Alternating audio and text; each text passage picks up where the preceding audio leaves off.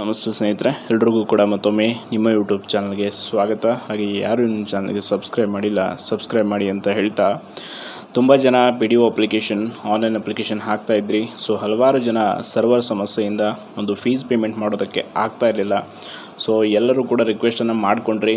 But finally ನಾವು ಕೂಡ ಇದಕ್ಕೆ ಸಂಬಂಧಪಟ್ಟ ಹಾಗೆ ಒಂದು ಟ್ವಿಟರ್ ಅಭಿಯಾನವನ್ನು ಕೂಡ ಅಖಿಲ ಕರ್ನಾಟಕ ವಿದ್ಯಾರ್ಥಿ ಸಂಘಟನೆ ಮಾಡ್ತು. ಬಟ್ ಅದೇನೇ ಮಾಡಿದ್ರು ಕೂಡ KPSC ಅದಕ್ಕೆ ಸರಿಯಾಗಿ ಸ್ಪಂದನೆ ನೀಡಲಿಲ್ಲ.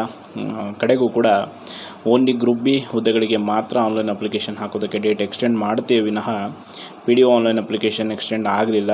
ಸೊ ನಾವು ಇದಕ್ಕೆ ಸಂಬಂಧಪಟ್ಟ ಹಾಗೆ ಹೆಲ್ಪ್ಲೈನ್ ನಂಬರ್ಗೆ ಕಾಲ್ ಮಾಡಿ ಕೇಳಿದ್ದಕ್ಕೆ ಅವ್ರು ಹೇಳಿದ್ದಿಷ್ಟೇ, ಕಳೆದ 1 ತಿಂಗಳಿಂದ ಕಾಲಾವಕಾಶ ಇತ್ತು, ಬಟ್ ಈಗ ನಾವು ಮತ್ತೆ ಎಕ್ಸ್ಟೆಂಡ್ ಮಾಡೋದಕ್ಕಾಗಲ್ಲ ಅಂತ ಹೇಳಿದರು. ಸೊ ಫೈನಲಿ ಯಾರೂ ಕೂಡ ಬೇಜಾರಾಗಕ್ಕೆ ಹೋಗಬೇಡಿ, ಕಾರಣ ಏನೂ ಮಾಡೋಕ್ಕಾಗಲ್ಲ. ಈಗ ಫೈನಲ್ ಡೇಟ್ ಕ್ಲೋಸ್ ಆಯಿತು. ಇನ್ನು ಯಾರು ಫೀಸ್ ಪೇಮೆಂಟು ಅಪ್ಡೇಟ್ ಆಗಿಲ್ಲ ಅದೆಲ್ಲ ಸಮಸ್ಯೆ ಹಾಗೆ ಉಳಿಯುತ್ತೆ. ಬಟ್ ನಾವು ಇದರಲ್ಲೂ ಕೂಡ ಏನು ಪ್ರಯತ್ನ ಮಾಡಬೇಕೆಲ್ಲವನ್ನು ಮಾಡಿದ್ವಿ. ಬಟ್ ಯಾವುದೇ ವಿಚಾರ ಇಲ್ಲಿ ಇಲಾಖೆಯು ಕೂಡ ಅಷ್ಟೇ ಸುಮ್ಮನೆ ಬರೀ ಪರೀಕ್ಷೆಯನ್ನು ನಡೆಸೋದಲ್ಲ, ವಿದ್ಯಾರ್ಥಿಗಳ ಸಮಸ್ಯೆಯನ್ನು ಅರ್ಥಕೊಂಡು ಕಡೆ ಪಕ್ಷ ಅಟ್ಲೀಸ್ಟ್ ಇನ್ನೊಂದು 2-3 ದಿನ ಆದರೂ ಎಕ್ಸ್ಟೆಂಡ್ ಮಾಡಿದರೆ ಫೀಸ್ ಪೇಮೆಂಟ್ ಆದರೂ ಮಾಡ್ಬೋದಾಗಿತ್ತು. ಬಟ್ ಈಗ ಸದ್ಯಕ್ಕೆ ಅದು ಕೂಡ ಆಗಲ್ಲ. ಇರುವಂಥ ಯಾರು ಎಷ್ಟು ಜನ ಅಪ್ಲಿಕೇಶನ್ ಹಾಕಿದ್ದಾರೆ ಅಷ್ಟೇ ಫೈನಲ್ ಆಯಿತು. ಸೊ ಹಲವಾರು ಜನ ವೇಟ್ ಮಾಡಿ ಕಡೆಗೆ ನೀವು ಅಪ್ಲಿಕೇಶನ್ ಹಾಕದೆ ಮಿಸ್ ಮಾಡ್ಕೊಂಡಿರ್ತೀರ, ತುಂಬ ಬೇಜಾರಾಗಿರ್ತೀರ.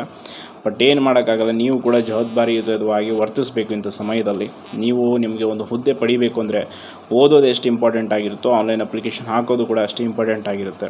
ಸೊ ದಯವಿಟ್ಟು ಇಂಥ ಸಮಯದಲ್ಲಿ ನೆಗ್ಲೆಕ್ಟ್ ಮಾಡಬೇಡಿ.